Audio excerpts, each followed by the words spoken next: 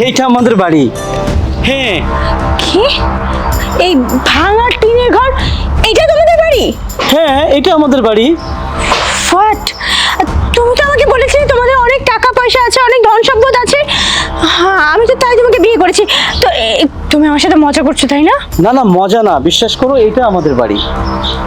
মানে কি? তাহলে তুমি আমাকে মিথ্যে কেন বলেছো? বিয়ের আগে তো তুমি বলেছিলে যে তুমি শুধু আমাকেই ভালোবাসো, আমার টাকা পয়সাকে না। আরে বাবা, হ্যাঁ আমি বলেছিলাম যে আমি তোমাকে ভালোবাসি, আমার অন্য কিছু লাগবে না, কারণ আমি জানতাম যে তোমার টাকা পয়সা ধন সম্পদ সবকিছু আছে। আরে বাবা, বিয়ে তো হয়ে গিয়েছে, সংসার তো তোমাকে এখন করতেই হবে, উত্তেজিত হতে কোনো লাভ নাই, তাই না? দাঁড়াও, আমি আমার মাকে ডাকতেছি। ও মা, মা তাড়াতাড়ি আসো, তাড়াতাড়ি আসো, দেখো তোমার বৌমাকে নিয়ে এসেছি।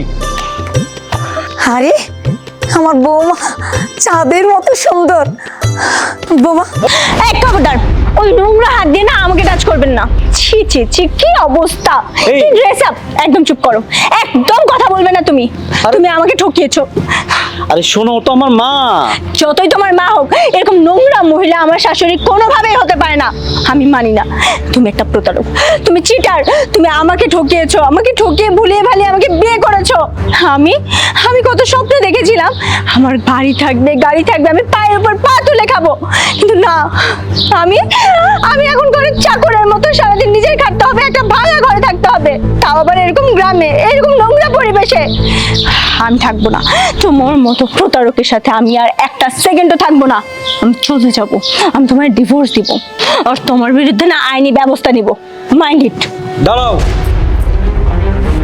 মানুষটাকে দেখো, উনি আমার বাবা। কি বিশ্বাস হচ্ছে না? উনি আমার বাবা, এবং এই বাংলাদেশের উনি একজন নামকরা শিল্পপতি। হ্যাঁ, এটা সত্যি যে আমাদের টাকা পয়সা, গাড়ি বাড়ি, ব্যাংক ব্যালেন্স কোনো কিছুর অভাব নেই, আর ইনি আমার মা। হ্যাঁ, আর এই বাড়িটাও আমাদের, তবে এটা আমাদের পূর্বপুরুষদের বাড়ি, এটা আমাদের গ্রামের বাড়ি ছিল।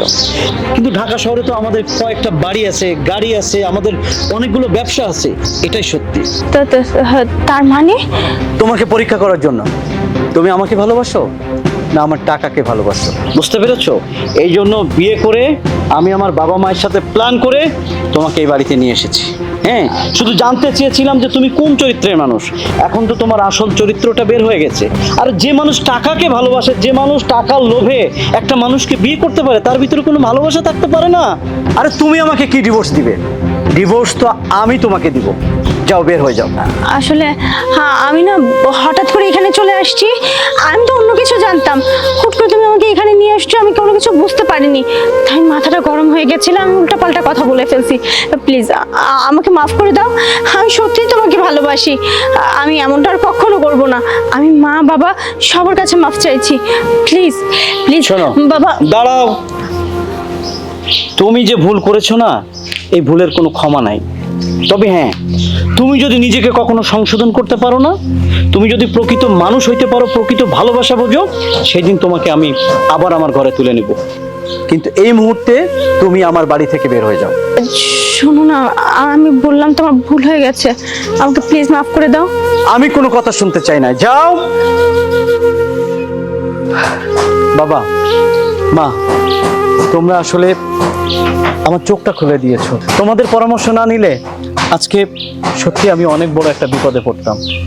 থ্যাংক ইউ বাবা, থ্যাংক ইউ মা।